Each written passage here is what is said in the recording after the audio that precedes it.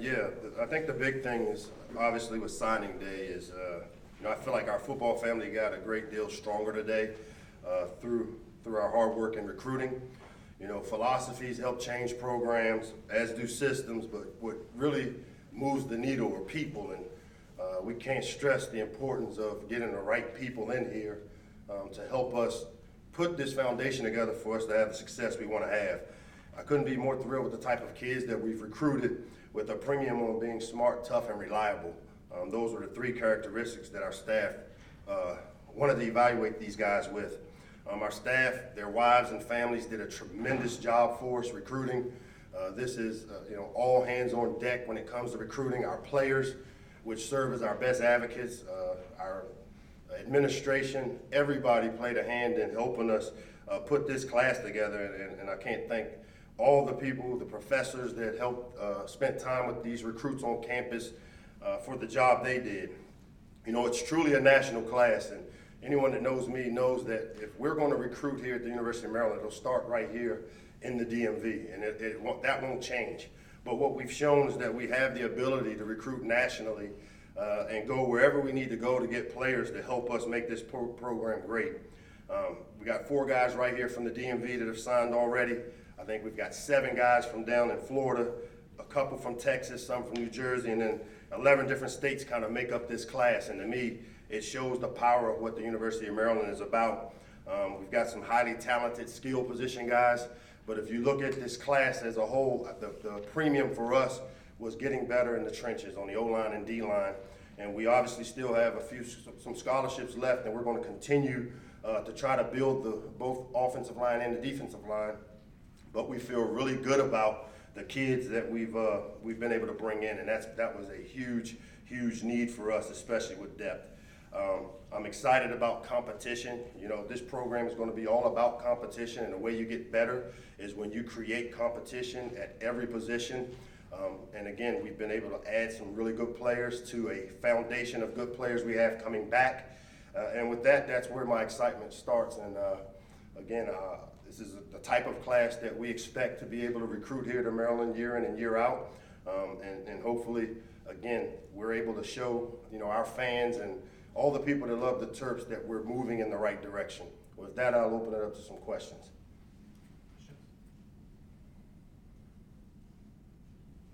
All right, thank you. To your right, Dave. Coach, 7 players from Florida. What do you attribute the success to getting 7 talented kids out of the Sunshine State? Well, I think the big thing is, obviously we go where we have familiarity, and I've spent a lot of time in the SEC. I've recruited Florida for about as long as I've recruited the DMV. We've got coaches on our staff, Brian Williams, who hails from the Miami area, Mike Miller from the Palm Beach area. So we've got guys that have some familiar ties down there. And again, I thought our staff as a group did a tremendous job of, whether it was co-recruiting with the position coach and the recruiting coach, of trying to meet the needs. But if you look at the group of guys we signed, I think we got like 13 state champions in this group. And to me, when guys have the ability and love to win, I think it becomes contagious, and that's kind of what we went after. Guys that had the ability to be smart, tough, and reliable, but also had some winning pedigree. To your right, Mike. Rakim Jarrett was obviously a big one for you guys today. How did that process look on your end, and what was the staff's reaction when he made that decision? Rakim has made the recruiting process very unique. He's a guy that I've known him since 8th grade, and he's kind of been really consistent with who he is as a person. But one of the unique things about him, and unless you know his story, you wouldn't understand, but he was a kid that in the 8th grade had a chance to go to some perennial, really powerful high schools here in the area, and he chose to go to St. John's before they became the St. John's that they are now. And so what that showed me was that here's a guy that believes in himself, that has some natural leadership abilities, the type of guys that we want to build our program with. And so his process was all over the place from our standpoint, because you didn't have information.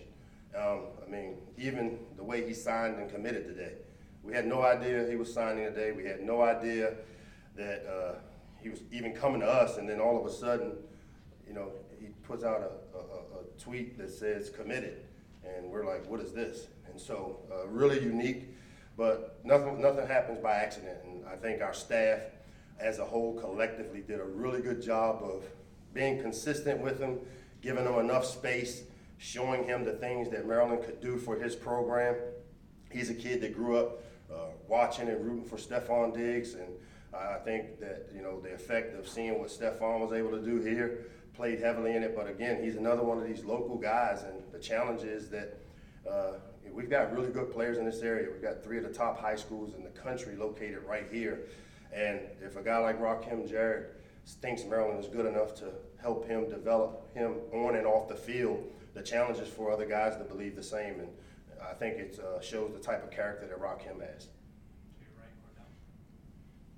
Coach, have you had a chance to talk to Rakim, and has he expressed to you what it was maybe that put Maryland above the rest of the schools he was considering? Yeah, we've talked to Rakim quite a bit over the last year, but I think the big thing for him is he's a kid that loves challenges. You know, he really enjoys doing things and building. I mean, again, you use the example of him going to St. John's over some other local schools that have had great success. It kind of talks a lot about the character, and I think it's the epitome of what this area represents, kind of a, you know, hard-working, blue-collar area that, you know, he's not a follower by any means, and so you win with guys like him.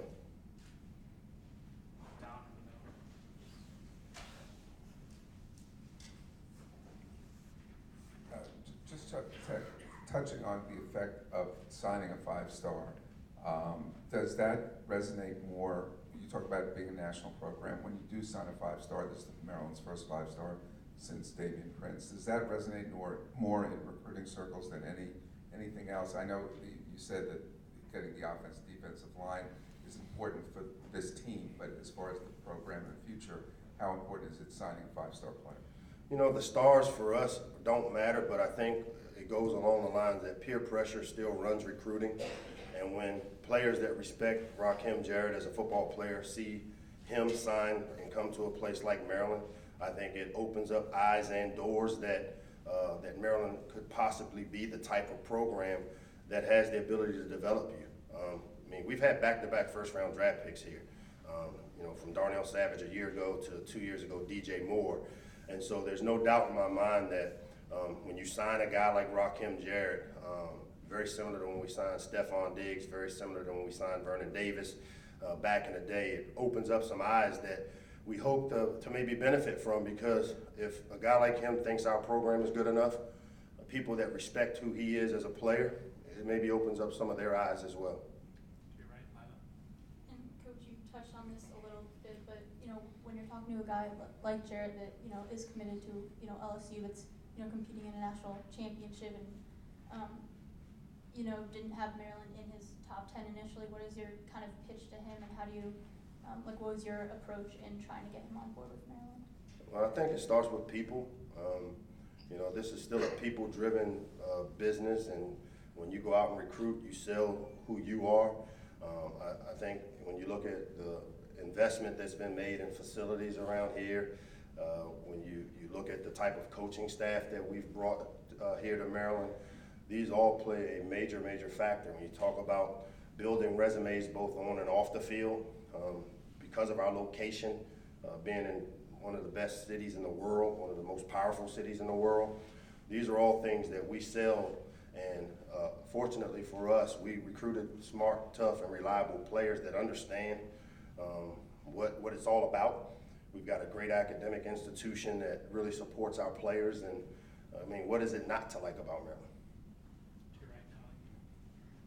You mentioned the O-line, D-line, abundance of guys. How good do you feel about the opportunities for them to immediately help that position group, especially with the experience you have with the JUCO guys?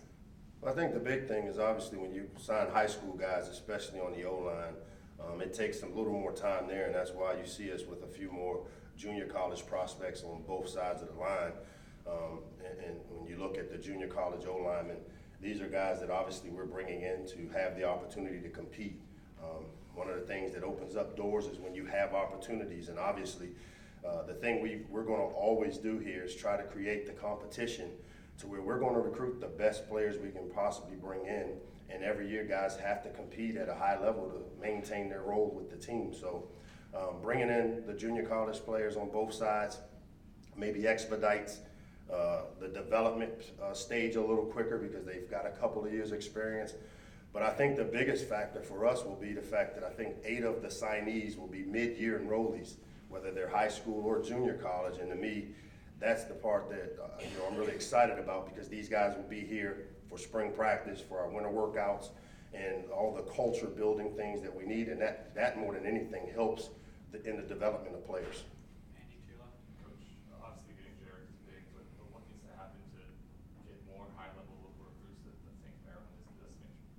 I mean, the recruiting cycle, and from the day I got here, the 2021 class is kind of the one that we've had to, we've really put a lot of emphasis on, because that gives us 2 years of a recruiting cycle to where these kids know who we are, the stability of the program with, the same head coach, the same assistant coaches for the most part. That's what kids are looking for. The last few years we've had 3 head coaches in 5 years, and we all have different recruiting philosophies, different structures, and different systems that we operate. And so now the big thing is the stability is here now, and we've got 2 years of recruiting guys, and those relationships are the thing that gets you the players more than wins and losses, in my opinion. Now obviously wins help, but the relationship is the big piece. In the back to your left, Wayne. What stood out with the guys at Independence U and Hutchinson? And have you ever seen them on the Netflix show, Last Chance U? I have not watched Last Chance U, at least this year I haven't. The thing that stood out are the characteristics we look for, in terms of height, speed, size, and then the characteristics we look for by position when we evaluate them. And, obviously all the guys from Independence, all the guys from Hutchinson checked all the boxes for us. They're older players, a couple of the guys there have gone off on Mormon missions, and so they come back and they're a little older player, which gives us a little more maturity at the position. Obviously up front on the O-line and D-line, the help that they bring, the fact that they're a few years older than a high school player, usually that maturity helps you, especially up front. To your right, Patrick. Two parts to this, Mike. One, just who are those 8 early enrollees, and then also. You're gonna test me on that, huh? It's a trivia question. Okay. Well, the other part here was you were talking about how you were building towards that 2021 class. Was there a different approach that you took to this group, and kind of what was your satisfaction with it throughout the cycle, and the patience required to kind of get to where you wanted to get to? I mean, we don't take necessarily a different approach. I think when I talk about targeting the 2021 class, it's getting in on them early, getting them here to games, getting them on campus. The more often guys get on campus, the better chance you have to recruit them and to come here. Obviously with this class, we've had 1 year. The 2021 class will have 2 years of doing that, which really gives them a good idea of who we are as a program and what our values and principles are. So you don't change your philosophy. I mean, we have some really great, unique things about the University of Maryland that we sell. And so to me, the more you can do it, the longer you can do it, the more the messaging remains consistent, the easier the close is for us. And as far as the 8, in early enrollees, Dustin will take care of them, right? Down in the center.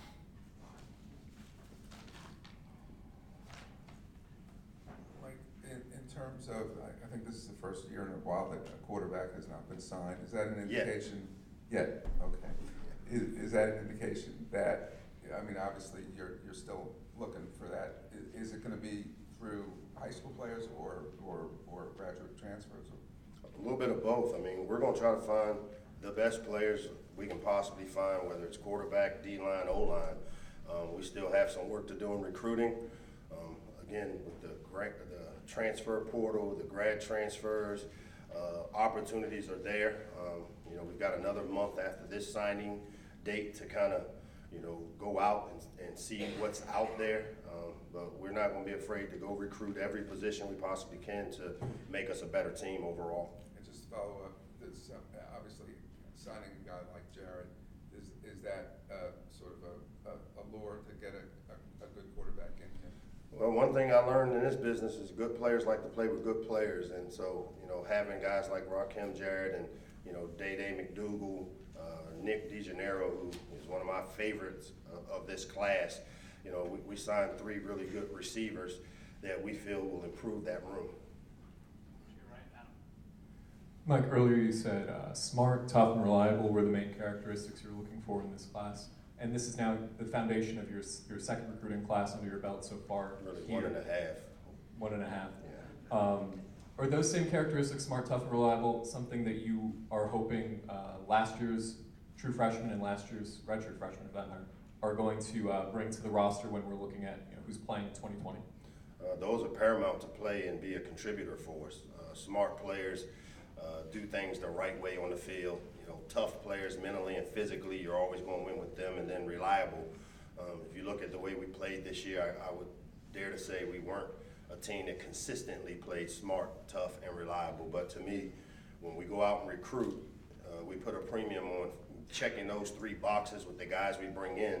And then with our current team, just continuing to reinforce it with the culture that we're creating and that we're developing so that we can be more consistent playing smart, tough, and reliable. In the front, to your right. It seemed like with a lot of the early commits in this class, like especially Ruben Hippolyte, a lot of them were really, you know, on Twitter and social media getting, you know, other kids excited about committing to Maryland and trying to, you know, kind of build a pipe and get more kids to commit. How helpful is that, you know, for you and your staff in the recruiting process? You know, it takes everybody and to finish the process. And as I said, peer pressure still runs recruiting, and the more our commitments and the guys that really believe in the vision that we've set for the program sell it, I still believe our players are the best advocates we have, and our players did a tremendous job in this recruiting cycle when kids were on campus, really doing a good job of ensuring that players that what we say we do as coaches and as a program, that we actually do it. And to me, I think third-party validation is critical, and you know, our players have done a tremendous job along, again, with our coaches, the wives, everybody selling the program, and it's really helped us. Thomas in the center. Coach, you mentioned this being a national class. You went to California to get Devin King. You went to Detroit to get Penny Boom. These are areas that Maryland just doesn't usually get players from. So is there anything different you have to do in an area where you're not accustomed to going for talent? No, I think the big thing is the relationship piece. You know, when you look at our staff, we have guys that have recruited all of these areas. You know, Corey Robinson has been up in the Detroit metro area along with Scotty Montgomery. A bunch of us, Joker Phillips, Scotty Montgomery, Brian Williams, have recruited that South Florida area. You know, Texas, John Reagan spent a great deal of his career in the state of Texas. So we have really strong, meaningful relationships in these areas, and we've been able to nurture them, keep them, and it's really helped us to maybe expand our net until, you know, if we can get to where we control the DMV, we probably don't have to go out as far, but we're a national brand, and if these local guys don't think our program's good enough, we'll go find them somewhere else. I'm hoping, again, they understand that you can come to Maryland and earn a strong degree and have opportunities to go on to play at the next level. We've had a ton of players that have done it, and I'm hoping that, you know, we can continue to maybe take some ownership here in the DMV and get some of these top players to believe in the vision that we've set. And I think we can really we can really become the program we all want us to be. To your right, Dave. Coach, you know, a little bit more about Penny Boone, the kid out of Detroit, the 4-star running back, recruiting in the heart, in the teeth of Big Ten country. Even though you guys have been in the league 5 years, you're still kind of the new kids in town. How huge is it to get a kid going up against the other Big Ten schools recruiting-wise? Yeah, you know, with Penny, as I said, you know, he's the Detroit Metro Player of the Year, a big, strong, physical runner that has the ability to play in space. He catches the ball well, plays with a little chip on his shoulder, really physical without the football. And so,